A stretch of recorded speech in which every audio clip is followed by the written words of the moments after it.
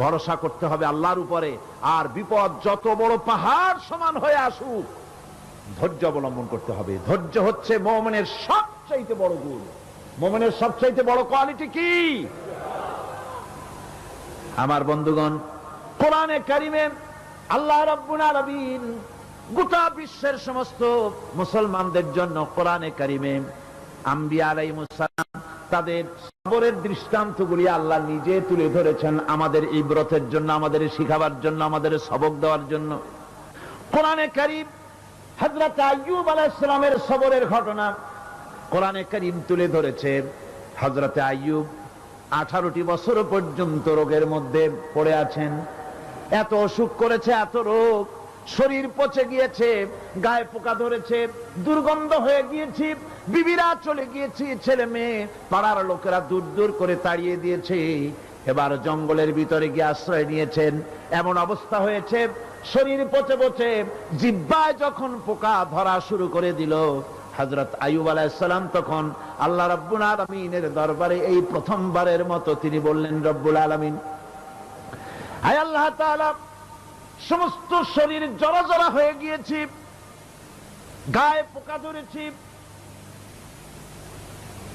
আমি কোনো কথা বলি নাই, আমি খামোশ থেকে জিকির আজগার করতেছিলাম।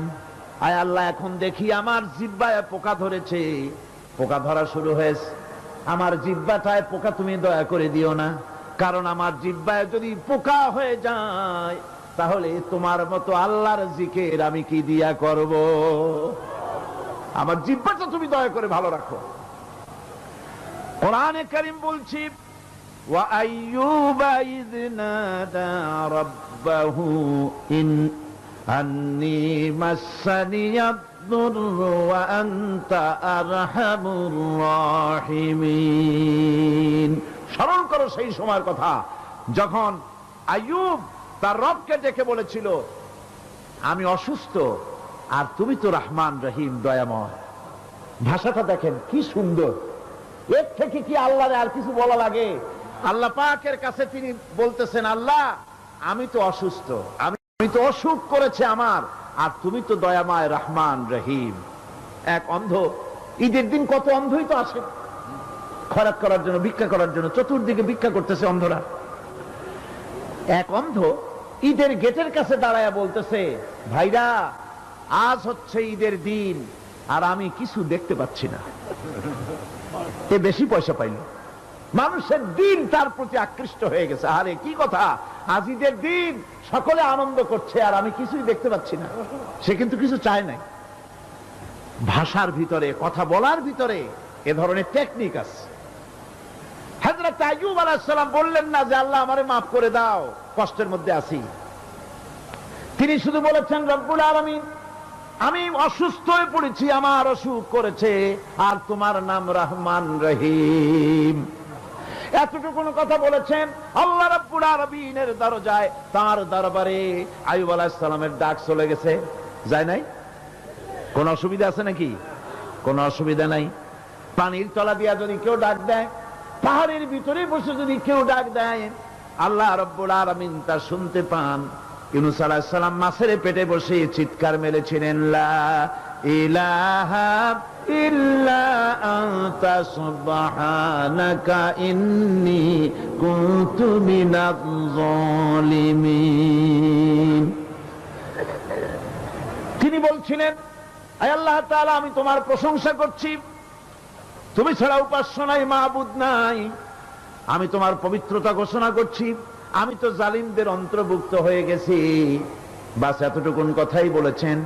আল্লাহ পাক বলছেন, ইউনূসের ডাক তো কেউ শোনে নাই, পানির মধ্যে কেউ শোনে নাই, জমিনের কেউ শোনে নাই, মহাশূন্যের কেউ শোনে নাই, কিন্তু মাছের পেটের ভেতরে থেকে, গভীর অতল দরিয়ার তলদেশ থেকে মাছের পেটের ভিতরে বসে আমার ইউনূস যে ডাক দিল, ওই ডাক আমি আরশের মালিক আমি শুনতে পেয়েছি, আর সঙ্গে সঙ্গে জবাব দিয়েছি। ফাস্তাজাবনা লাহু ওয়া নাজ্জাইনাহু মিনাল গাম্মি ওয়া কাযালিকা নুজিল মুমিনিন। ডাকের সাড়া দিলাম, বিপদ দিয়া বাঁচায় দিলাম। শুধু ইউনূসের নাম, আল্লাহ পাক এ জায়গায় আবার ওয়াদা করলেন, দুনিয়ার যত মুমিন বান্দা আছে তারা যদি কখনো বিপদে পড়ে যায় আর আমারে যদি ডাকে, আমি এই রকম করে বিপদ থেকে বাঁচায়া দেব। আইয়ুব আলাইহিস সালাম যখন আল্লাহ রাব্বুল আলামিনের কাছে ফরিয়াদ করলেন, আল্লাহ পাক তখন বলছেন, কোরআনে কারীম বলছে, ফাস্তাজাবনা লাহু ফাকাশাফনা মা বিহি মিন দুররিন ওয়া আতাইনাহু আহলাহু ওয়া মিসলাহুম মাআহুম রাহমাতাম মিন ইনদিনা ওয়া যিকরা লিল আবিদিন। আমি আইয়ুবের দোয়া কবুল করে নিলাম, শুধু তার পরিবার বর্গই দিলাম না, বরং আরো কিছু নিয়ামত আমি তাকে দান করে দিলাম। এবং তাই জন্য যেহেতু তারা ছিল আমার অনুগত বান্দা, আমার বাধ্যগত, আমি এই জন্য রহম করেছি, সমস্ত রোগ শোক আমি মাফ করে দিয়েছি। আমাদের সামান্য একটু জ্বর হয়, যদি 2-3 দিন জ্বর হয়েছে, জ্বর ছাড়ে না, বলে যে এত ভালো ভালো কাজ করি তারপর আমার এত জ্বর হওয়া লাগে, অমুকরা এত পাপ করে, তা তো কিছুই হয় না, খালি আল্লাহ আমার চোখে দেখলো, আমার বউর অসুখ, আমার অসুখ মুড়ি ছাড়ি না। ভাইরা, আপনি ঠিক পান না যে কি গুনাহ আপনি করেন। কোরআনে কারীম বলছি, ওয়ামা আসাবাকুম মিন মুসিবাতিন ফাবিমা কাসাবাত আইদিকুম ওয়া ইয়াফু আন কাসীর। যত বিপদ তোমাদের উপর আসে সব 2 হাতের কামাই করা। আর আমি তো অনেকগুলো ক্ষমা করে দেই। তোমরা যত পাপ করো, আকাম করো, সবগুলির শাস্তি যদি দুনিয়ায় দিতাম, সাহস করার সময় পেতে না। অসুখ হলেই অধৈর্য হয়ে যেও না, ধৈর্য ধরো। আল্লাহ পাক বলেন, শুধু আইয়ুব নয়, ওয়া ইসমাঈল ওয়া ইদরিস ওয়া যাল কিফলি কুল্লুম মিনাস সাবিরিন। এইভাবে করে ইসমাইল, ইদ্রিস, জুলকিফল সবাই ছিল ধৈর্যশীল। জোরে বলেন সুবহানাল্লাহ। ধৈর্যের চরম পরাকাষ্ঠা ছিলেন তিনি। কোরআনে কারীম নবীদের এই কথাগুলি আমাদের শোনাচ্ছেন। হযরত ইয়াকুব আলাইহিস সালাম, কলিজার টুকরা সন্তান হযরত ইউসুফ আলাইহিস সালামের জন্য তার মনটা পাগল ছিল। এত সুন্দর করে আল্লাহ তারে বানাইছিলেন, এত তিনি ছিলেন সৌন্দর্যের পিরামিড, যারে দেখলে চোখ ফিরানো যায় না, এমন সুন্দর সুপুরুষ, যারে দেখি সেই যুগের সুন্দরী যুবতী মেয়েরা রূপের মোহে পড়ে নিজেদের আঙ্গুলগুলি কেটে ফেলে দিয়েছিল। রূপের মোহে এমন অবশ হয়ে গেছে, আঙ্গুল কেটেছে, হাত কেটেছে, টের পায় নাই। আবার ভুল বুঝবেন না, দুনিয়ার সেরা সুন্দর পুরুষ ইউসুফ আলাইহিস সালাম, তা কিন্তু রাসূলের চাইতে বেশি নয়। হযরত উম্মুল মুমিনিন আয়েশা রাদিয়াল্লাহু তাআলা আনহা তিনি বলেছেন, যেই সব সুন্দরী রমণীরা ইউসুফ আলাইহিস সালামকে দেখে রূপের মোহে পড়ে নিজেদের আঙ্গুলগুলো কেটে ফেলেছিল, ওরা যদি আমার হাবিবকে দেখতো, ওরা যদি আল্লাহর রাসূলকে দেখতো, তাহলে হাত কাটতে কাটতে কোন ফাঁকেতে কলিজা কেটে ফেলে দিত, ওরা টের পেত না। আমার বন্ধুগণ, হযরত আইয়ুব আলাইহিস সালাম সন্তানের মায়া, অন্যান্য ভাইরা হিংসায় পড়ে গেল, তারা নিয়ে তাকে কুয়ায় ফেলে দিল। সেখান থেকে তারা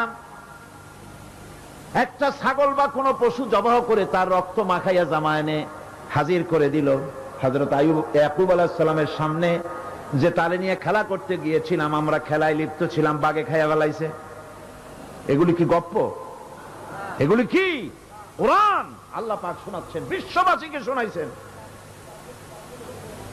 সূরা ইউসুফের চাইতে এত সুন্দর উপাখ্যান গোটা পৃথিবীতে আর নাই। সুবহানাল্লাহ।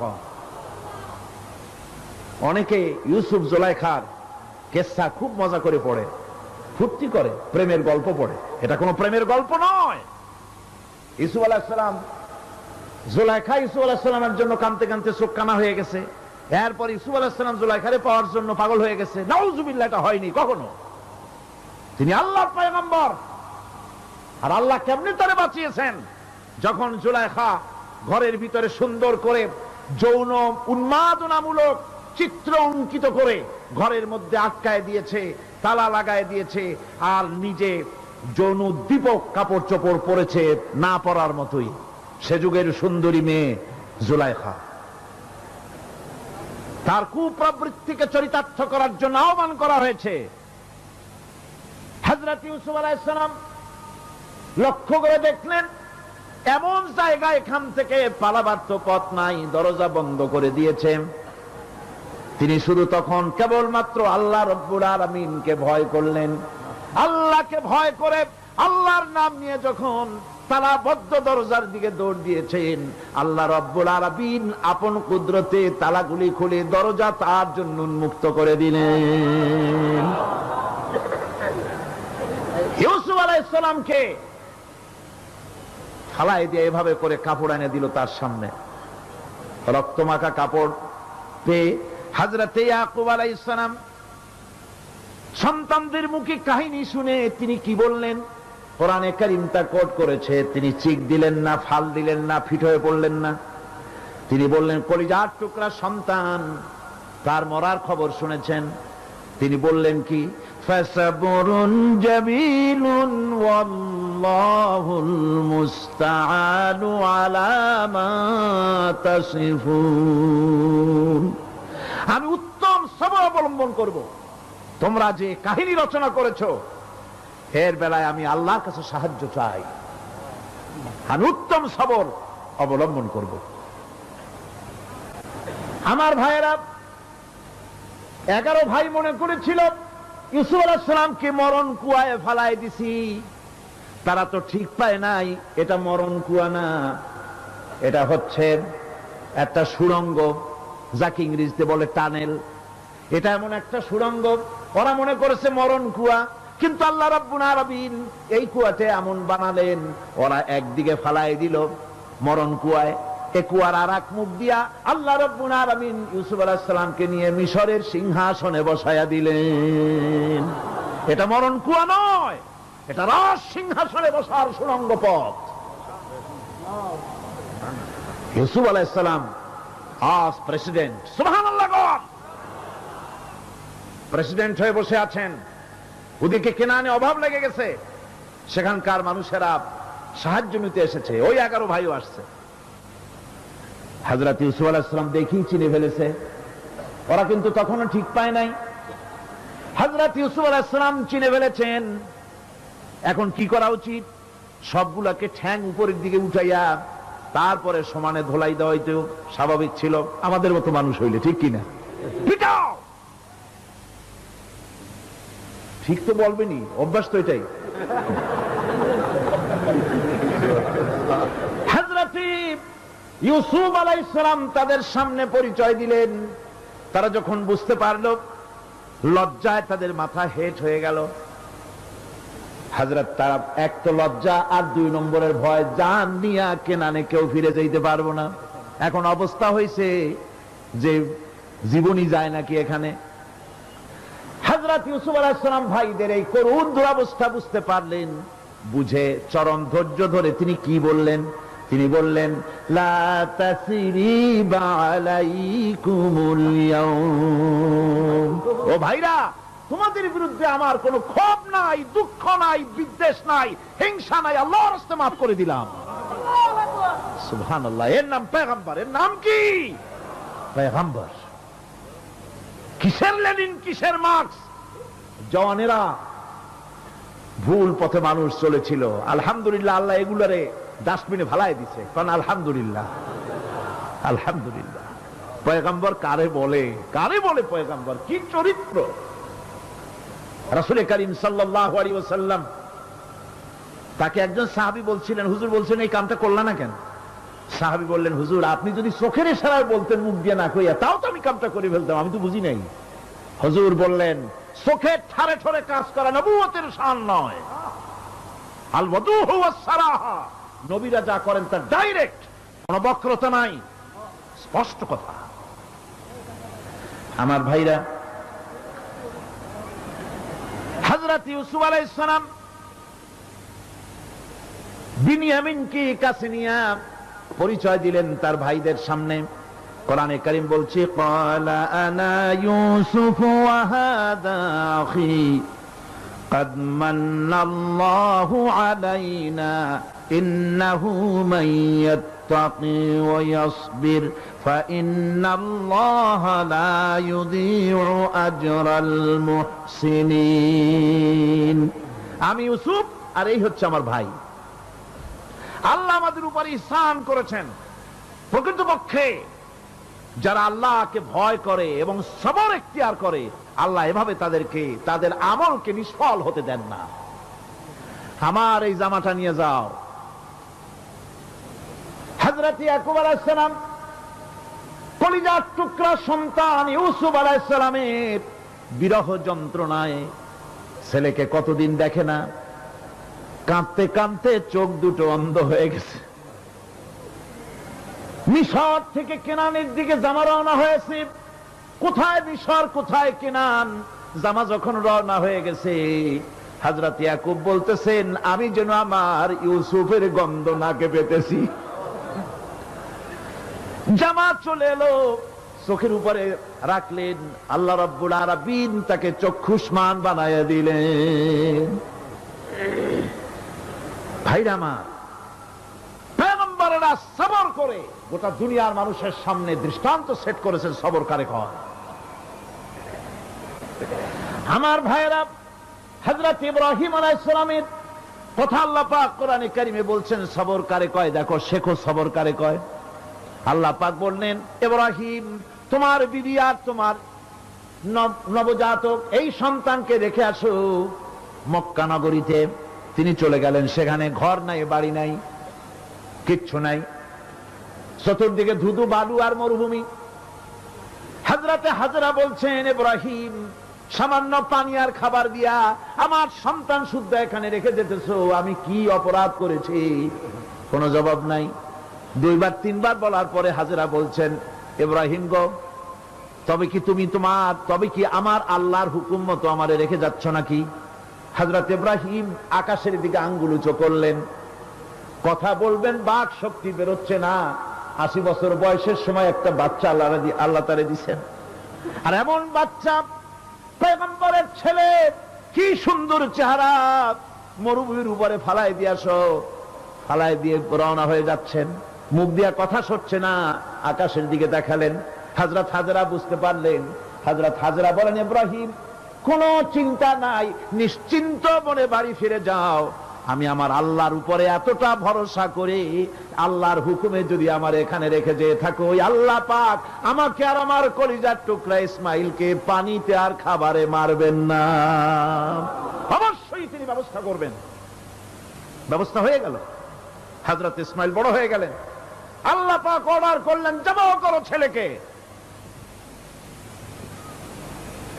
হযরত ইব্রাহিম আলাইহিস সালাম যখন জবাহের প্রস্তাব করলেন, হযরত ইসমাইল তা আপত্তি করতেন, বাবাজি আমার মায়ের আর আমাকে বাচ্চা অবস্থায় ফেলে গেলেন, খাবার দেন নাই, পরার দেন নাই, বছরের পর বছর আমাদের এখানে কাটলো, দেখতেও আসেন নাই, আজ আসছেন জবাহ দিতে। এটা কেমন কথা? কি ধরনের বাপ আপনি? এরকম বলছে নাকি? এরকম বলছে? হযরত ইব্রাহিম আলাইহিস সালাম প্রস্তাবটা কিভাবে পারলেন? আল্লাহ পাক কোরআনে কারিমের দৃষ্টান্ত রেখে দিয়েছেন। আল্লাহ পাক বলছেন, হযরত ইব্রাহিম ছেলেকে বললেন, ইয়া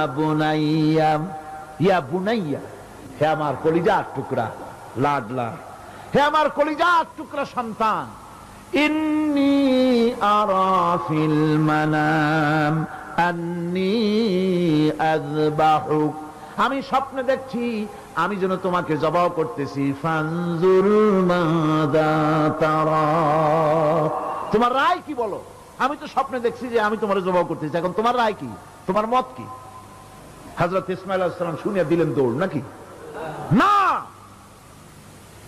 হযরত ইসমাঈল আলাইহিস সালাম ধৈর্যের প্রতীক। তিনি কি কথা বললেন? তার মুখের কথা কোরআন শরীফে আল্লাহ পাক উঠায় দিলেন। হযরত ইসমাঈল বললেন, ইয়া আবাতি ফাআল মা তু'মারু সাতাজিদুনি ইনশাআল্লাহু মিনাস সাবিরিন। হে আমার পিতা, আপনি যে ব্যাপারে আদিষ্ট হয়েছেন আপনি তা পালন করুন, অবশ্যই আমাকে ধৈর্যধারীদের মধ্যে পাওয়া যাবেন। সুবহানাল্লাহ। এক বর্ণনায় এসেছি, হযরত ইসমাইল বললেন, আব্বাজান আমি ধৈর্যধারীদের ভিতরে আমারে পাবেন, তবে জবাহ করার আগে আমার হাত পাটা একটু বেঁধে নেন, কারণ জবাহের যন্ত্রণায় আপনার গায়ে যদি আমার হাত পাও লেগে যায় তো বেয়াদবি হয়ে যেতে পারে।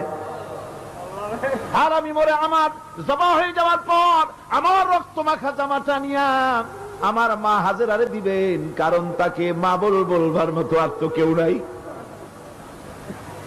হযরত ইব্রাহিম তাকে বাঁধবার জন্য প্রস্তুতি নিলেন। হযরত ইসমাইল বলছেন, আব্বাজান বাঁধবেন না, বাঁধার প্রয়োজন নাই। বলে কেন? একবার বাঁধতে বললে আবার তুমি নিষেধ করছো কেন? ছেলে বলছেন, আব্বাজান বাঁধবো না এই জন্যে, হয়তো কিয়ামতেই প্রশ্ন উঠতে পারে যে আল্লাহর হুকুমে রাজি ছিল না বলে হাত পা বাঙ্গা জবাহ করছে। আমি এই সুযোগ দিব না, আপনি জবাহ করেন, আমি এতটুকু নড়াচড়া করব না। ধৈর্যের চরম প্রতীক হযরতে ইসমাইল আলাইহিস সালাম দেখাই দিয়েছেন ধৈর্য কারে কয়। আমার বন্ধুগণ, এই পৃথিবীর সবচাইতে ধৈর্যের বড় প্রতীক হতেছেন ইমামুল মুরসালিন, আশরাফুল আম্বিয়া, সাইয়্যিদুল মুরসালিন, জনাবে মুহাম্মাদুর রাসূলুল্লাহ সাল্লাল্লাহু আলাইহি ওয়াসাল্লাম। আমার বন্ধুগণ, সবচাইতে বড় ধৈর্যের প্রতীক তিনি। কাউকে একটা গালি দেন নাই জীবনে, কাউকে ঠাট্টা করেন নাই, কাউকে মারেন নাই, কারো মনে দুঃখ দেন নাই। তিনি দুঃখ পেয়েছেন, তিনি কাউকে দুঃখ দেন নাই। তিনি কষ্ট পেয়েছেন, কাউকে কষ্ট দেন নাই। আমার ভাইয়েরা, তায়েফের ময়দান, আমার নিজের চোখে তায়েফে যেদিন আমি তায়েফ দেখলাম, আমি তায়েফে ঢুকেছি, জীবনে কোনোদিন যাই নাই। রমজান মোবারকে আমি সেখানে গেলাম, আমাকে বসার জন্য তারা নিয়ে যাবে। আমি বললাম আগে বসবো না, আমারে আগে নিয়ে যাও, আমার নবীকে কোন জায়গায় ওরা মেরেছিল সেই জায়গাটা দেখাও। তায়েফের সেই গলিতে যখন আমি গিয়েছি, দুই দিকে পাহাড় দাঁড়ানো, তায়েফের লোক আমার সাথে ছিল, তারা বলল এই জায়গাটা প্রথম যেখানে চতুর্দিক থেকে নবীজিকে পাথর মারছিল আর আল্লাহর নবী বেহুশ হয়ে পড়ে গিয়েছিলেন। 3টা দিন না খাওয়া, হযরতে খাদিজা নাই, আবু তালিব নাই, মক্কায় জায়গা নাই পা রাখার। নবীজি 3টা দিন ঘুরলেন। নেতারা বলল, তুমি যদি নবী হবে তো এতিম হলে কেন? আল্লাহ নবী বানাবার জন্য কি একটা ধনী মানুষ পায় নাই? তোমার মতো এতিম আর গরিবের নবী বানাইলো কেন? আল্লাহ নবী 3 দিন পর যখন দেখলেন কেউ দাওয়াত শোনে না, কেউ মানে না, কেউ গ্রহণ করে না, তখন তিনি নেতাদের অনুরোধ করলেন, ঠিক আছে দাওয়াত তো কবুল করল না, তবে একটা কাজ করো, অন্তত আমি যে তায়েফে আসছিলাম এই খবরটা মক্কায় দিও না, ওরা আরো অত্যাচার বাড়ায় দেবে। এই কাফিরগুলি খবর তো মক্কায় পাঠালো, আর সমস্ত যুবকদেরকে লেলিয়ে দিল। যুবকেরা চতুর্দিকে দাঁড়াইছে, রাসূলকে পাথর মারা শুরু করে দিল। আমি যখন রেল লাইনের থেকে হাঁটি, যখন রেল লাইন কোনো সময় দেখি, রেলের পাথরগুলি, রেল লাইনের পাথরগুলি দেখলেই আমার মাথায় যেন কেন তায়েফের কথা মনে এসে যায়। আরে মানুষের গায়ে পাথর মারলে কি অবস্থার সৃষ্টি হয়? পাথর নূরের শরীর, রহমতের শরীর, কিটি কিটি রক্ত ঝরছে। নবীজিকে জোর করে উঠাইয়া জবরদস্তি করে হাঁটার জন্য তারা ধাক্কা মারতেছে। আবার কিছুদিন গিয়ে নবীজি আবার বেহুশ হয়ে পড়েছেন, এইখান থেকে আবার উঠাইছে, আবার ধাক্কা মারতেছে। 3 নম্বরের আর একটা জায়গা আছে যেখানে ভাঙ্গা একটা মসজিদ। তায়েফের লোকেরা আমাকে বলল এই জায়গাটা হলো শেষ জায়গা যেখানে রাসূল করিম 3য়বারের মতো বেহুশ হয়েছিলেন, এখানেই হুজুরের রক্ত ঝরেছে বেশি। 2 রাকাত নামাজ পড়লাম, সিজদায় পড়ে আবুল কান্না কাল্লাম আল্লাহর কাছে। নবীজি যখন হুশ এসেছে, হযরতে জিবরাইল বলেন, ইয়া রাসূলুল্লাহ, আপনার এই কষ্ট দেখে ফেরেশতারা কাঁদতেছে। আপনি অনুমতি দিয়ে দেন এই দুই পাহাড়কে মিলাইয়া সমস্ত তায়েফবাসী কাফেরগুলি মাটির সাথে মিশাইয়া দেই। নবীজি বললেন, জিবরাইল, আমি যদি হুকুম করি আর আমার হুকুম মতো যদি এই কাম করো, একটা কাফেরও যদি না বাঁচে তাহলে কার মুখে পৌঁছাবো লা ইলাহা ইল্লাল্লাহু মুহাম্মাদুর রাসূলুল্লাহ। আমার ভাইরা, হুজুর সাল্লাল্লাহু আলাইহি ওয়াসাল্লাম উঠে বসলেন। এমন সময় হযরতে যায়েদ শরীরের রক্তগুলি মুছে দিতেছেন। হুজুর সাল্লাল্লাহু আলাইহি ওয়াসাল্লাম বসে দুইখানা হাত উত্তোলন করলেন। নবীজির চোখ থেকে পানি গড়ায় পড়তেছে। আরে কেউ নাই, আল্লাহ ছাড়া কেউ নাই সাহায্য করার। নবীজি হাত তুলে মোনাজাত করতেছেন, চোখ দিয়া পানি পড়ে দাড়ি ভিজে পড়তেছে, গায়ে দিয়া রক্ত ঝরতেছে। নবীজি কি দোয়াটা করলেন? বদদোয়া করলেন না, গজব দিতে বললেন না। নবীজি দোয়া করলেন, রব্বুল আলামিন, এই তায়েফের লোকেরা আজকে আমার সাথে যে ব্যবহারটা করেছে, ওরা বোঝে নাই যে আমি তোমার নবী, ওরা বোঝে নাই যে আমি তোমার রাসূল, না বুঝে আমার উপরে যে অত্যাচারটা করলো, আল্লাহ তুমি এই জন্য রাগ করে এই তায়েফে তুমি গজব দিও না। আল্লাহ পাক পরবর্তী সময় হুজুরকে স্মরণ করাই দিলেন, ওয়া মা আরসালনাকা ইল্লা রাহমাতাল লিল আলামিন। ও নবী, আপনি হচ্ছেন আমার সমস্ত সৃষ্টি জগতের জন্য আপনি আমার রহমত, আমার গোটা বিশ্বের জন্য আপনার, আমার সৃষ্টি জগতের জন্য আপনি আমার করুণা। একটা লোক রাসূলের এই কষ্ট দেখে বাগান থেকে এক গ্লাস আঙ্গুরের শরবত এনে হাজির করেছে। এত কষ্টের পর 3 দিনের না খাওয়া আঙ্গুরের একটা শরবত পাইয়া হুজুর খুব খুশি হলেন। শরবত গ্লাস পান করে হুজুর বলছেন, তোমার নাম না আত্তাস? তিনি বলছেন, হ্যাঁ হুজুর, আমার নাম আত্তাস। তোমার বাড়ি না ইউনূস আলাইহিস সালামের গ্রামে? বলে, হ্যাঁ আমার বাড়ি সেই গ্রামে। তা আপনি কি করে জানলেন আমার নাম আত্তাস আর আমার বাড়ি ইউনূস আলাইহিস সালামের গ্রামে? আপনি জানলেন কি করে? হুজুর বললেন, আমি নবী, হযরত ইউনূস নবী, একজন নবীর খবর আর একজন নবীর কাছে থাকে। রাসূল করিম সাল্লাল্লাহু আলাইহি ওয়াসাল্লাম সবর ইখতিয়ার করেছিলেন, ধৈর্য অবলম্বন করেছিলেন, আর আল্লাহ পাক তাকে নির্দেশ করেছেন, সবর করো। ওয়াত্তাবি' মা ইউহা ইলাইকা ওয়াসবির হাত্তা ইয়াহকুমাল্লাহ। তুমি কেবল সেই জিনিসের অনুসরণ করো যা আমি তোমার প্রতি অবতীর্ণ করেছি।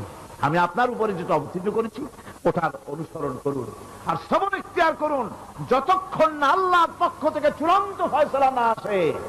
ধৈর্য ধরুন, ধৈর্য ধরুন। আমার ভাইরা, কাফেরদের নির্যাতনের মোকাবেলায় আল্লাহ পাক তার হাবিবকে সান্ত্বনা দিয়েছেন। যখন কাফেররা নির্যাতন করতেছে, হারে হযরতে বেলাল নির্যাতিত, হযরতে সুমাইয়া নির্যাতিতা, হযরতে খাব্বাব, হযরতে খুবাইব, হযরতে আম্মার রিদওয়ানুল্লাহি তাআলা আলাইহিম আজমাইন, এত মার হতেছে। হযরতে ওমর হযরতে খাব্বাব রাদিয়াল্লাহু তাআলা আনহুকে খোলা গায়ে দেখে বলছিলেন, খাব্বাব রে, তোমার পিঠে এত গর্ত কেন? এত গর্তওয়ালা পিঠ তো আমি মানুষের দেখি নাই, এত চিকুন কোমরওয়ালা মানুষও তো দেখি নাই। তিনি বলেছেন, ওমর তুমি কি ভুলে গেছো? ইসলাম কবুল করার অপরাধী কাফির বেঈমানেরা আগুন জ্বালায়া আংটা আগুনের উপরে আমাকে চিৎ করে শোয়াছে। আমি যেন নড়াচড়া করতে না পারি সেজন্য আমার বুকের উপরে পাথর চাপা দিয়ে রেখেছিল। গায়ের চর্বি আর রক্ত গলে গলে পড়ে আগুন নিবেছে, আর আগুন গোশত পুড়ে যে পিঠের মধ্যে প্রবেশ করেছিল আজও পর্যন্ত পিঠের সেই গর্ত সেরে যায় নাই।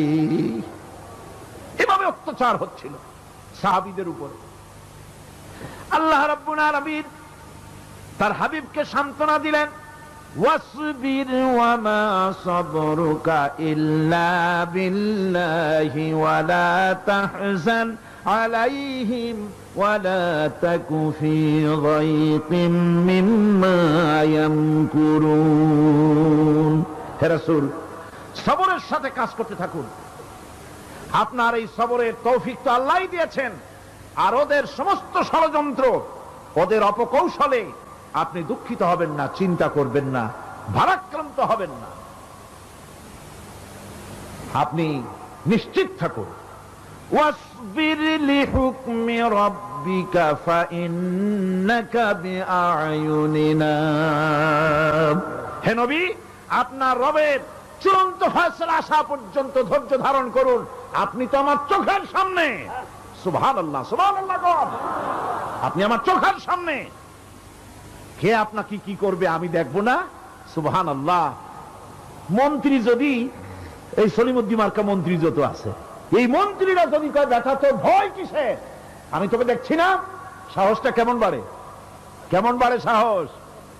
আর এ কোনো মন্ত্রী ছাতা মাথা না, কোন প্রেসিডেন্ট রাজা বাদশা না, আকাশ আর জমিনের মালিক আমার আল্লাহ রাব্বুল আলামিন বলছেন, হাবিব কোন চিন্তা নাই, আপনি আমার চোখের সামনে। ওরা চায় আপনাকে দুনিয়া থেকে মিটাই দিতে, আর আমি চাই ওয়ারাফানা লাকা যিকরাক, আপনার প্রশংসা তো হবে গোটা বিশ্ব জুড়ে, সর্বত্র ছড়িয়ে যাবে আপনার নাম। সুবহানাল্লাহ বিহামদিহি। আল্লাহ পাক অন্যত্র বলেছেন, ওয়ালাকাদ কুযযিবাত রুসুলুম মিন ক্বাবলিকা ফাসাবারু আলা মা কুযযিবু ওয়া উযু হাত্তা আতাহুম নাসরুনা। হে মুহাম্মদ সাল্লাল্লাহু আলাইহি ওয়াসাল্লাম, আপনার পূর্বে অসংখ্য নবী রাসূল এই পৃথিবীতে আসছে এবং জুলুম আর নির্যাতনের শিকার তারা হয়েছেন। অবশেষে তাদের প্রতি আল্লাহর সাহায্য এসেছে। সুতরাং আপনাকেও ধৈর্য ধারণ করতে হবে। ধৈর্য ছাড়া কোনো পথ নাই। ধৈর্য আপনাকে ধারণ করতেই হবে। আর এই ধৈর্য ধারণ করলে পরে আল্লাহর চূড়ান্ত ফয়সালা আসবে, তখন আল্লাহ পাক মেহেরবানি করবেন। আমার ভাইরা, এই ধৈর্য পৃথিবীর সমস্ত পয়গম্বররা ধৈর্য অবলম্বন করেছেন, কখনো অধৈর্য হন নাই। দিন কায়েমের সংগ্রামে নবী রাসূলগণ দারুণ ভাবে সবর ইখতিয়ার করেছেন।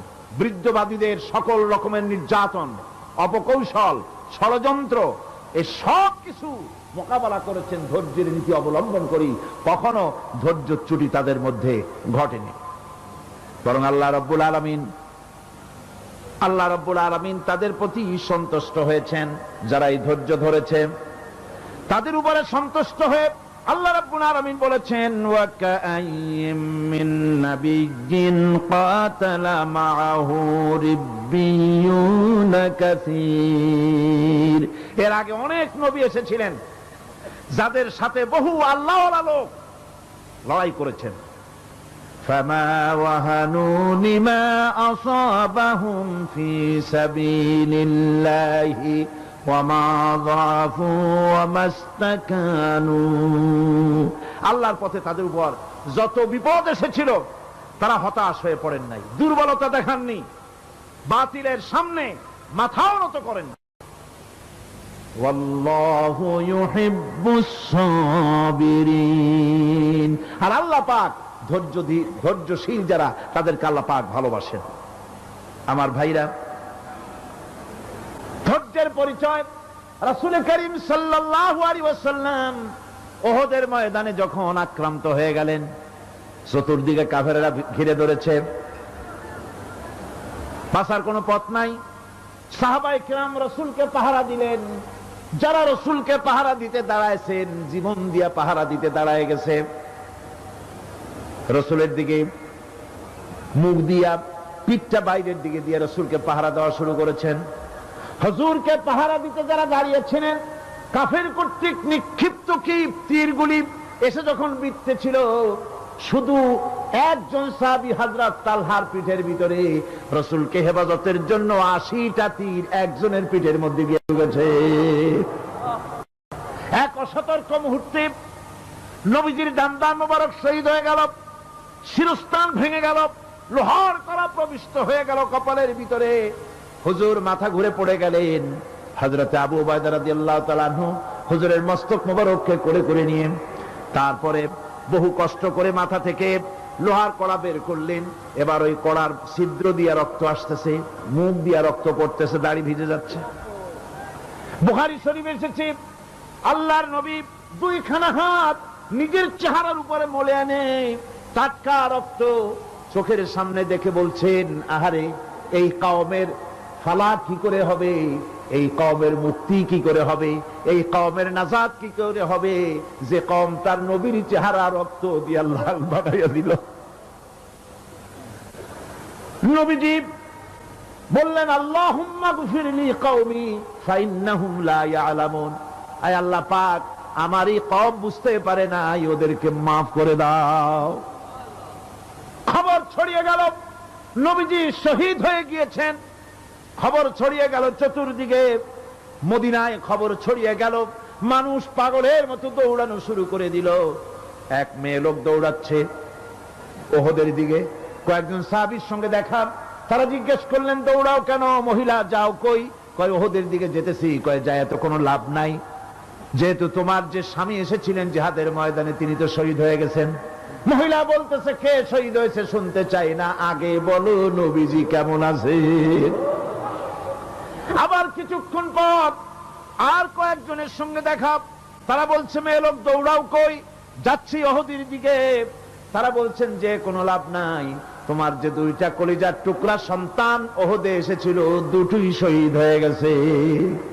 মা বলতেছি, ও সাহাবী, কে শহীদ হয়েছে শুনতে চাই না, তাড়াতাড়ি করে বলো আল্লাহর নবী মুহাম্মদ রাসূলুল্লাহ সাল্লাল্লাহু আলাইহি ওয়াসাল্লাম কেমন আছেন। দৌড়াতে দৌড়াতে ওহদের মাঠে সাহাবায়ে কেরাম পরিবেষ্টিত, আল্লাহর নবীর কাছে গিয়ে হুজুরের জীবিত চেহারা মুবারকের দিকে তাকায়া মেয়ে লোকটি কাঁদতেছে আর বলতেছে, ইয়া রাসূলুল্লাহ, আমার স্বামী মরা শোক, আমার কলিজার টুকরা দুইটা সন্তান মরা শোক, আমার কলিজা থেকে মুছে গেছে, আপনি বেঁচে আছেন, তামাম মুসলমানদের এর চাইতে বড় সান্ত্বনার নাই। ভাইরা আমার, রাসূল করিম সাল্লাল্লাহু আলাইহি ওয়াসাল্লাম এভাবে করে ধৈর্যের পরিচয় দিয়েছেন। গালাগালি দেন নাই, রাগ করেন নাই, বদদোয়া করেন নাই। সুবহানাল্লাহ কোন, সুবহানাল্লাহ।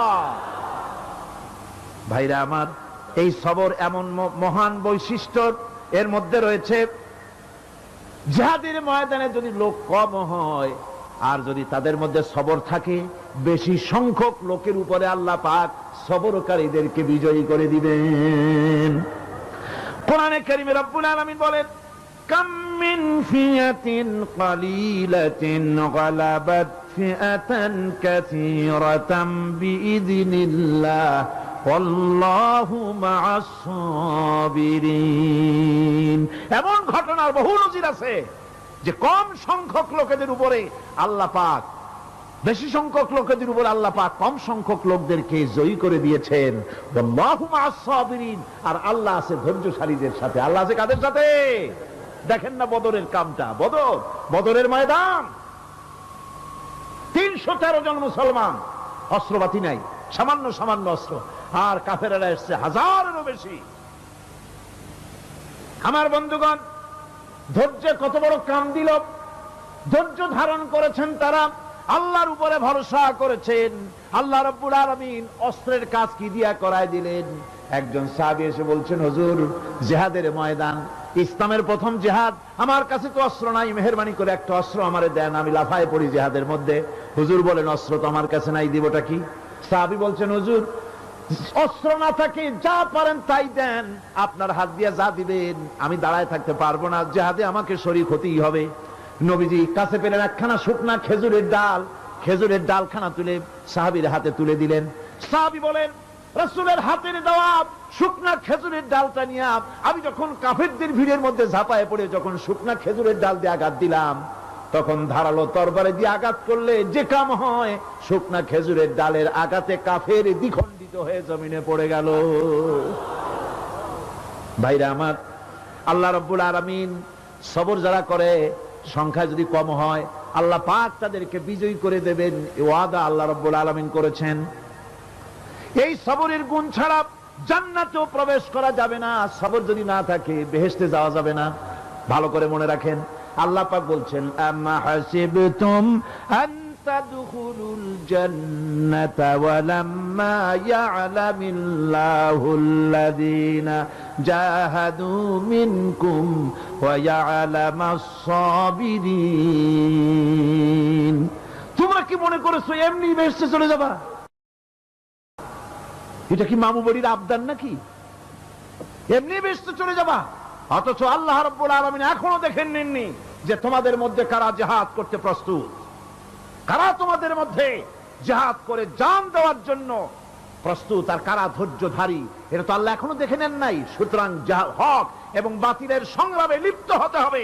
আল্লাহ দেখতে চান কারা জীবন দিতে চায়। সুতরাং ইসলামী আন্দোলনে যারা শরীক হবে তাদের বিপদ এবং মুসিবত দিয়ে আল্লাহ রাব্বুল আলামিন তাদের সাহসিকতা এবং ধৈর্যের পরীক্ষা নিবেন। কোরআনে কারীম বলছে, وَلَنَبْلُوَنَّكُمْ حَتَّى نَعْلَمَ الْمُجَاهِدِينَ مِنكُمْ وَالصَّابِرِينَ وَنَبْلُوَ أَخْبَارَكُمْ। অবশ্যই আমি তোমাদেরকে পরীক্ষার সম্মুখীন করব, আর তোমাদের মধ্যে সত্যিকার মুজাহিদ, দৃঢ়তা অবলম্বনকারী কারা আমি তা দেখব। এটা যেন আমি দেখে নিতে পারি, সেই জন্য আমি বিপদ এবং মুসিবতের মধ্যে তোমাদের ফেলবো। ধৈর্যধারীদের উপরে আমার রহমত অবশ্যই থাকবে। সবর এমন এক সম্পদ যা ধারণ করলে পরে আল্লাহ রাব্বুল আলামিন রাষ্ট্রীয় ক্ষমতা দান করে দেন। কোন সুবহানাল্লাহ, জোরে কোন সুবহানাল্লাহ। ধৈর্য ধারণ করলে আল্লাহ রাষ্ট্রের মতো বিরাট নিয়ামত আল্লাহ হাতে তুলে দিবেন।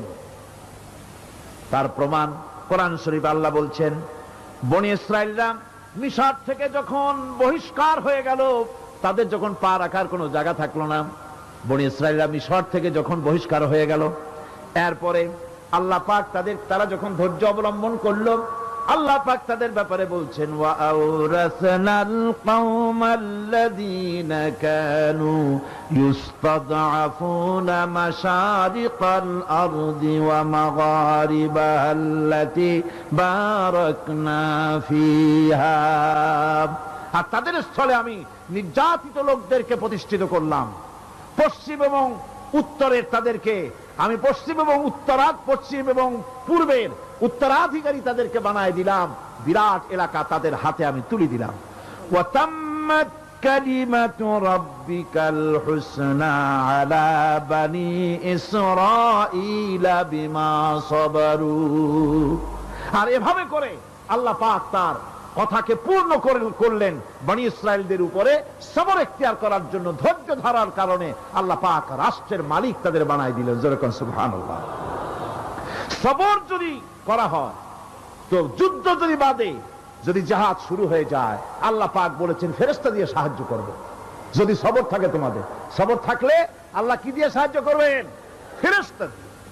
কোরআনে কারীম বলছি, বালা ইন তাসবিরু ওয়া তাত্তাকু ওয়া ইয়াতুকুম মিন ফাওরিহিম হাদা ইউমদিদুকুম রাব্বুকুম বিখামসাতি আলাফিন মিনাল মালাইকাতি মুসাউমিন।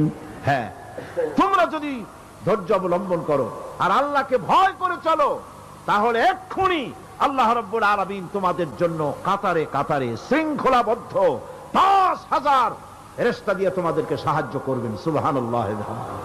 তোমাদেরকে ফেরেশতা দিয়ে সাহায্য করা হবে। তোমরা যদি সবর ইখতিয়ার করো, তাহলে সংখ্যা যদি কম হও, বেশি সংখ্যার উপরে জয়ী করে দেব। ইয়াকুম মিনকুম ২০ সাবিরুনা ইয়াগলিবু মিয়াতাইন। যদি তোমাদের ভিতরে ধৈর্যশীল ২০ জন হয়, আমি ২০০ কাফেরের বিরুদ্ধে তোমাদেরকে জয়ী করে দেব। সুবহানাল্লাহ। তোমরা যদি হও ধৈর্যশীল ২০ জন, ২০০ কাফেরের উপরে তোমরা জয়যুক্ত হয়ে যাবে।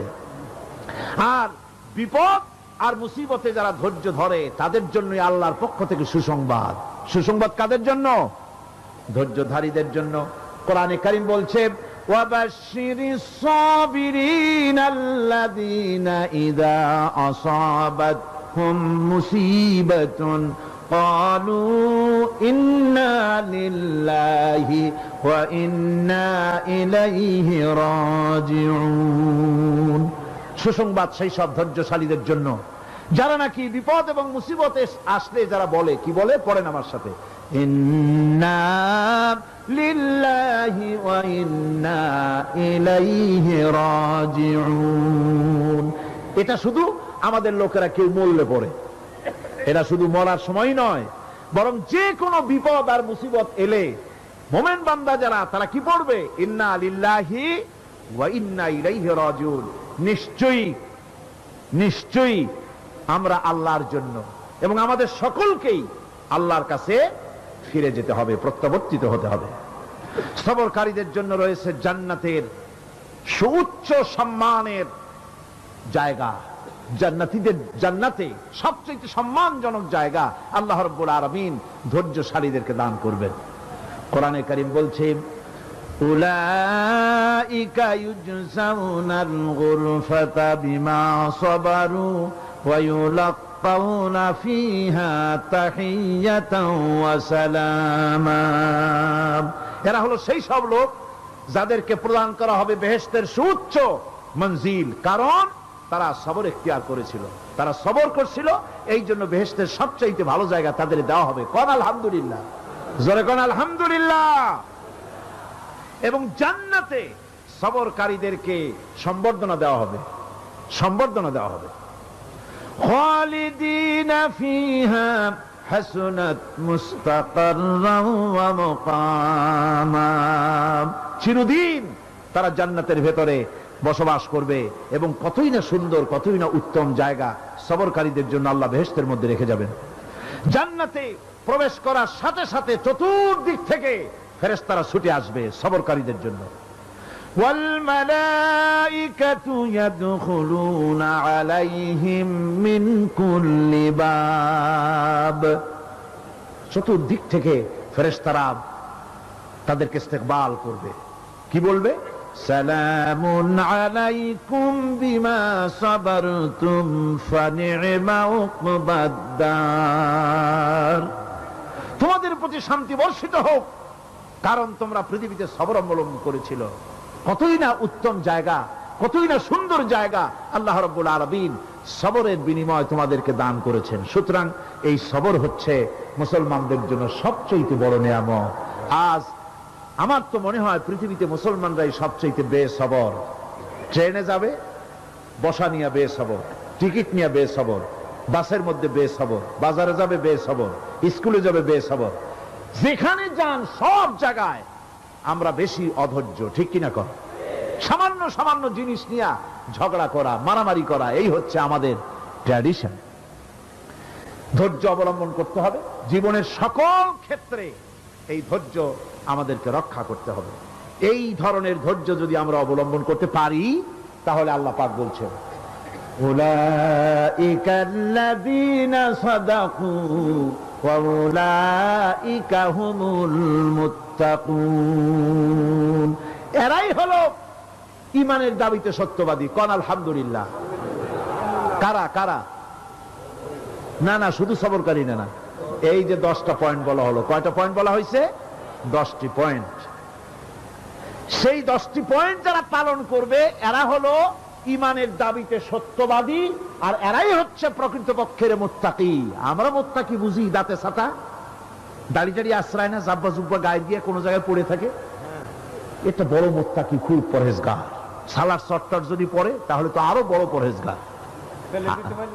জি, আর যদি কাপড় চোপড় মোটেও না থাকে তাহলে তো খাজা বাবা হয়ে গেল। নাউযুবিল্লাহ মিন যালিক। আর আল্লাহ বলছে মুত্তাকি কারে কয় শোনো, এরে কয় মুত্তাকি যাদের মধ্যে এই 10টা গুণ আছে। এই 10টি সত্য যদি সম্পাদন করতে পারি, যদি আমল করতে পারি, জীবন ধন্য হয়ে যাবে। সেই 10টি কথা আমি আবার আপনাদের স্মরণ পটে তুলে দিতে চাই, প্যাকেট করে পকেটে উঠাই দিতে চাই, যেন বাড়ি নিয়ে যেতে পারেন। 1 নম্বর হচ্ছে 10টি পয়েন্টের 1 নম্বর আল্লাহর প্রতি ঈমান। 1 নম্বরে আল্লাহর প্রতি ঈমান, 2 নম্বরে পরকালের প্রতি ঈমান, 3 নম্বরে ফেরেশতাদের উপর ঈমান, 4র্থ নম্বরে কিতাবের প্রতি ঈমান, 5ম নম্বরে নবীদের প্রতি ঈমান, 6ষ্ঠ নম্বরে সহায় সম্বলহীন নিকটবর্তী আত্মীয়, ইয়েতিম, মিসকিন, প্রবাসী, মুসাফির, সাহায্য প্রার্থী, এদেরকে মুক্ত করার জন্য এদেরকে সাহায্য প্রদান করা, 7 নম্বরে নামাজ প্রতিষ্ঠা করা, 8 নম্বরে যাকাত আদায় করা, 9 নম্বরে ওয়াদা পালন করা, 10 নম্বরে সবর এখতিয়ার করা। কয়টা হইল? এই 10টি কাজ যদি আমরা পালন করতে পারি, বিপদে মুসিবতে ধৈর্য ধারণ করতে পারি, যত মুসিবত আসুক, আসলে এগুলি কিছু না। মুসিবত আল্লাহ টেস্ট করবেন, মুসিবত দিয়া আল্লাহ টেস্ট করেন। দেখা যায় যে ওদের শক্তি খুব বেশি, চোখে আপনি দেখতে পারেন, কিন্তু আল্লাহ বলছেন ইন্না কায়দাশ শায়তানে কানা দাঈফা। বাতিলরা হলো শয়তান, বাতিলরা কি? আর ওদের চক্রান্ত আসলেই দুর্বল। এদের চক্রান্ত আসলে কি? দুর্বল।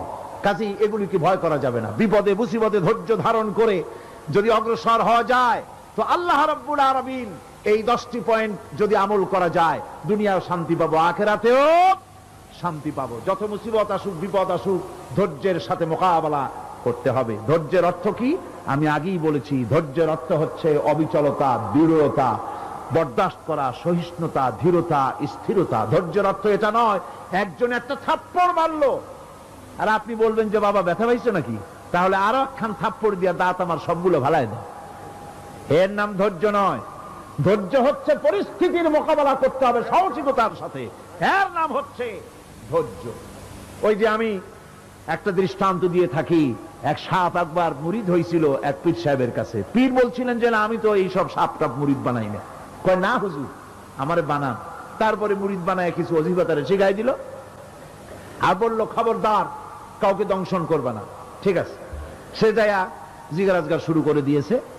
এর মধ্যে জমিনে রাখাল আসছে, ধান কাটছে, ধানগুলো নিবি কি করে, দড়ি দাড়ি পাচ্ছে না। তো কি করা যায়, বানবে কি দিয়া? সন্ধ্যার পরে অন্ধকারে দেখে যে দড়ি একটা পড়ে আছে। ও যে কি দড়ি তা তো ওরা বুঝে নাই। ওইটারে নিয়ে ধানরে ফেসাইয়া লেজ দিয়ার মাথা দিয়ে এরকম করে বাসেটারে দিয়ে বাঁধছে।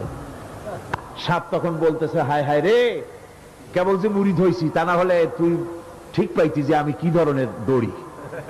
এরপরে নিয়ে বাড়ি নিয়ে ভালাই দিয়েছে, ওটারে খুলে সাপটার ঘাড় গেছে মস্কিয়া। বহুত কষ্ট করে হুজুরের বাড়ি গিয়ে হাজির, কয় যে হুজুর কি একখান জিকির শিখাইলেন, আমার তো ঘাটটার মুসকে শেষ। আশ্চর্য কথা, কত মানুষ মুরিদ হইলো, কত কিছু মুরিদ হইলো, কারো তো জিকির করলে ঘাড় মস্কে যাবে কেন, এটা কেমন কথা? কয় হুজুর ঘটনাই। আরে বেটা ঘটনা এইটা, তুই কি করছিলি? কয় যে আপনি যে নিষেধ করছেন দংশন করতে, আমি তো দংশন করতে পারিনি। আরে বেটা, দংশন করতে নিষেধ করছিলাম, ফোস করতে তো নিষেধ করি নাই। তোরে যখন দড়ি মনে করে হাত দিছিল, ফোস করে উঠতি, ওই রাখা লাভ দিয়া বন আর পার হইয়া দিল্লি চলে যেত। কাজী ধৈর্যের মানে শীত হয়ে পড়া না। ধৈর্য মানে অবিচলতা, দৃঢ়তা নিয়ে শক্তি সঞ্চয় করে আল্লাহর উপরে ভরসা করে বাতিলের বিরুদ্ধে ঝাঁপায় পড়তে হবে, বাতিল উৎখাত হতে বাধ্য হবে।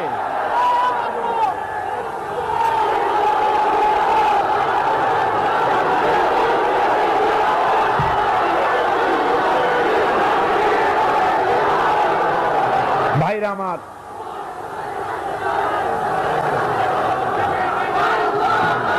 সুতরাং আলহামদুলিল্লাহ আমরা কোরআনে কারিমের এই আয়াতে কারিমাত আমরা যদ্দূর পারলাম আলোচনা করেছি। আল্লাহ পাক যেন এতে বরকত দেন। জোরে কোন আমিন, আরো জোরে কোন আমিন।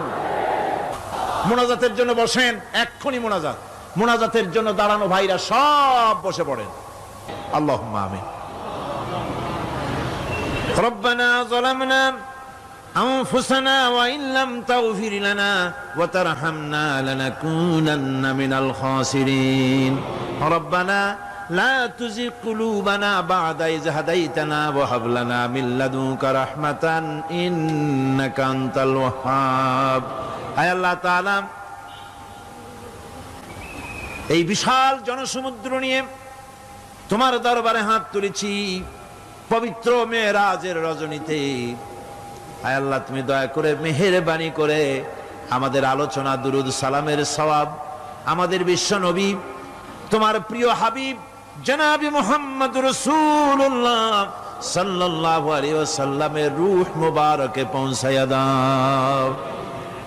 সমগ্র বিশ্বের মাটির নিচে যত মুমিন মুমিনাত শুয়ে আছেন তাদের আরো আর পরে সওয়াব পৌঁছায়া দাও। আমাদের মা বাপ যাদের দুনিয়া থেকে বিদায় হয়ে গেল, আল্লাহ কবরগুলিকে জান্নাতের টুকরায় পরিণত করে দাও। রব্বিরহামহুমা কামা রব্বায়ানি সগীরা। পড়েন সবাই, রব্বিরহামহুমা কামা রব্বায়ানি সগীরা।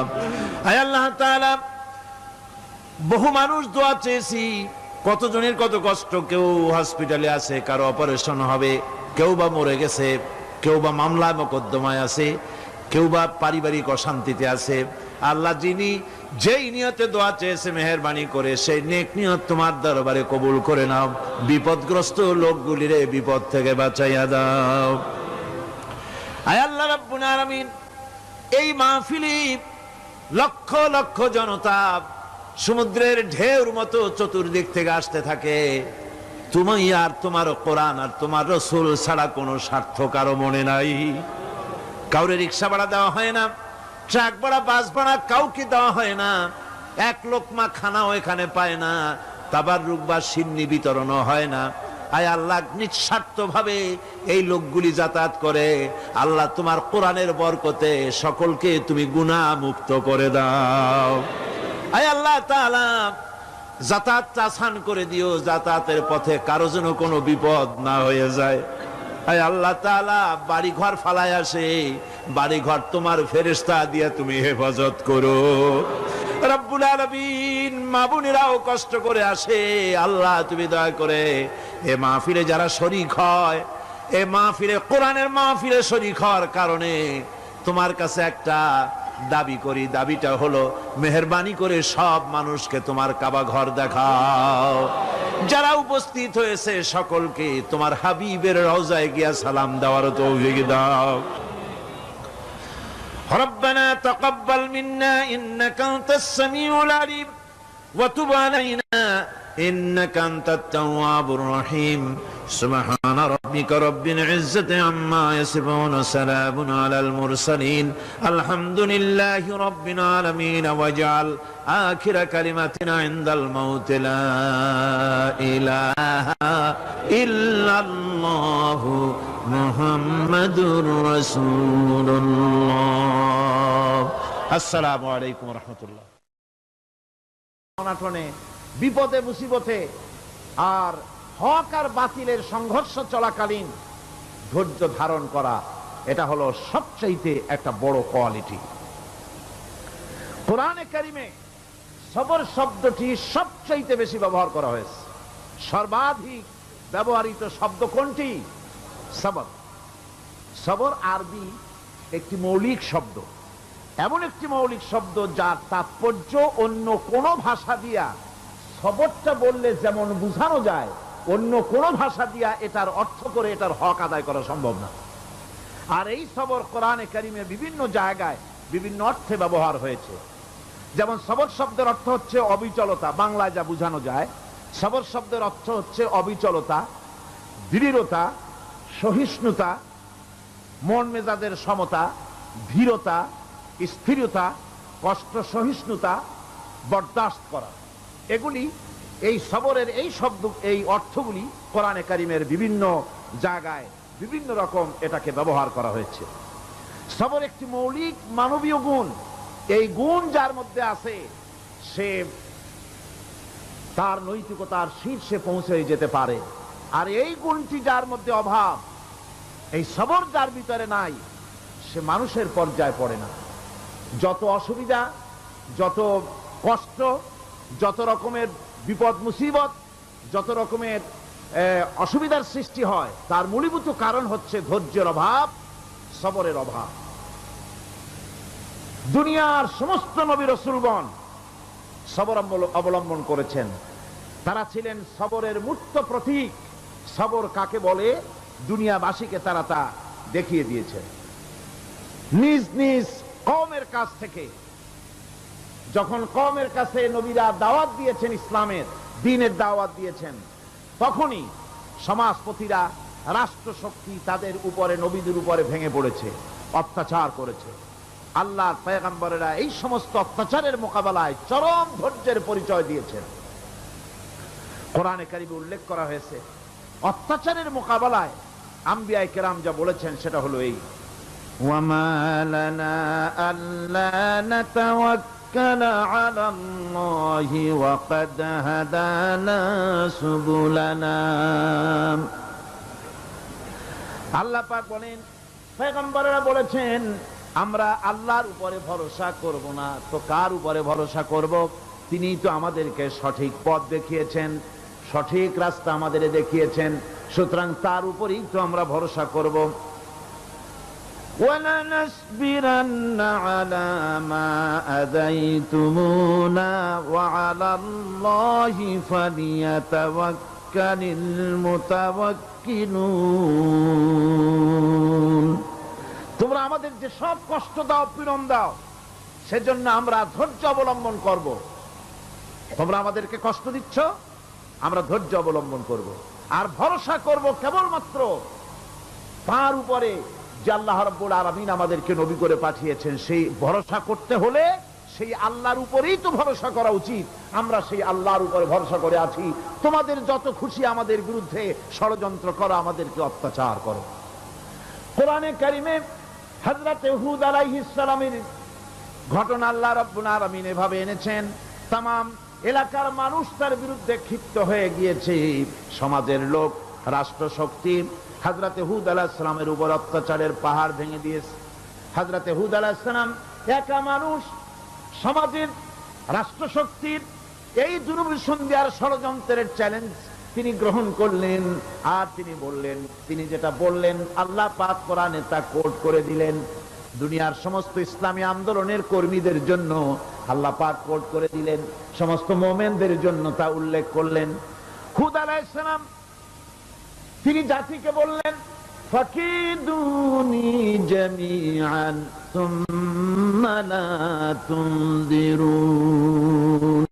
তোমাদের যত ক্ষমতা আছে সমস্ত ক্ষমতা নিয়ে আমার বিরুদ্ধে তোমরা ষড়যন্ত্র করো, আর আমাকে এতটুকু অবকাশ দিও না। আমি সেই আল্লাহ রাব্বুল আলামিনের উপরে ভরসা করেছি, যার কুদরতি হাতের ভিতরে আমার জান, আর গোটা পৃথিবীর সমস্ত প্রাণীর জান যার কুদরতি হাতের মধ্যে। যার হাতের ভিতরে গোটা পৃথিবীর সমস্ত জান, সে আল্লাহর উপরে ভরসা করেছি। যা খুশি তোমরা আমার বিরুদ্ধে করতে পারো। সুবহানাল্লাহ ওয়া বিহামদিহি। এটার নাম হলো ঈমান, এটার নাম সবর, এটার নাম ধৈর্য। এই ধৈর্য আসে ঈমানে কামেল হলে পরে এবং আল্লাহর উপরে পরিপূর্ণ বিশ্বাস হলে পরে। যদি কারো দিনের মধ্যে কথা বিশ্বাস থাকে যে আমার জন্য আল্লাহর পক্ষ থেকে যদি কোনো বুলেট নির্ধারণ করা থাকে, গোটা বিশ্ব যদি আমাকে পাহারা লাগায়, ওই বুলেট থেকে আমাকে বাঁচাইতে পারবে না। আর আমার জন্য যদি একটা বুলেট আল্লাহ কর্তৃক নির্ধারিত থাকে, তাহলে গোটা পৃথিবীর মানুষ চেষ্টা করেও সেই বুলেট থেকে আমাকে রক্ষা করতে পারবে না। এটার নাম হচ্ছে ঈমান। এই ঈমান যখন মানুষের মধ্যে সৃষ্টি হয়ে যায়, তখন সে বিপ্লবী শক্তিতে পরিণত হয়ে যায়। তার কাছে ভয় বলে কোনো জিনিস থাকে না, যেহেতু সে তো ভরসা করেছে এমন শক্তির কাছে যার চাইতে প্রচন্ড ক্ষমতা, আকাশেও কারো নাই, জমিনেও। তিনি কে? জোরে চিল্লায় বলেন, তিনি কে? আমার বন্ধুগণ, রাসূল করিম সাল্লাল্লাহু আলাইহি ওয়াসাল্লাম হিজরতের রাতে সূর পাহাড়ের গাড়ে সওরের কাছে যখন চলে গেছেন, ফজরের রক্ত হয়ে হয়ে আসতেছে।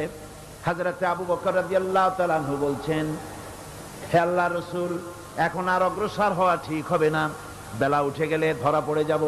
এখানে গুহা আছে, ভিতরে প্রবেশ করি। হযরতে আবু বকর রাসূলের সম্মতি পেয়ে হযরতে আবু বকর রাদিয়াল্লাহু তাআলা আনহু বলছেন, ইয়া রাসূলুল্লাহ, পাহাড়িয়া গুহা, সাপ বিচ্ছু থাকতে পারে, আমাকে অনুমতি দেন, আমি আগে ভিতরে ঢুকে সাফ করে আপনাকে ডাকি। ভিতরটা সাফ করে তিনি ডাকলেন। রাসূল করিম ভিতরে ঢুকে বলছেন, আবু বকর, পাহাড় বেয়ে বেয়ে বড্ড কষ্ট হয়েছে, একটু বসো, তোমার উরুর উপরে মাথা রেখে আমি একটু ঘুমাইয়া যাই। আল্লাহর নবী আরাম ফরমাচ্ছিলেন। সকালবেলায় কাফির বেঈমানরা যখন আস্তে আস্তে করে গুহা মুখে পৌঁছে গেছে, পায়ের চিহ্ন এখানে শেষ, তাদের নিশ্চিত ধারণা এর ভিতরে নবীজি আছেন। বলছে, বেরিয়ে আসো। একজন বলে নাই, আর একজন বলে আছে। এভাবে তাদের মধ্যে দ্বিমত হয়ে গেল। হযরত আবু বকর বলছেন, ইয়া রাসূলুল্লাহ, আমরা তো ধরা পড়ে গেছি, আমাদের তো আর উপায় নাই। এ গুহাটা এতই অগভীর, শুয়ে যদি হাঁটু উঁচু করা যায় উপর থেকে দেখা যায়, বসতে পরে মাথা দেখা যায়, ধরা তো পড়ে গেছি, উপায় নাই। আল্লাহর নবী তখন তার হাবিব, তার বন্ধুকে কি বললেন?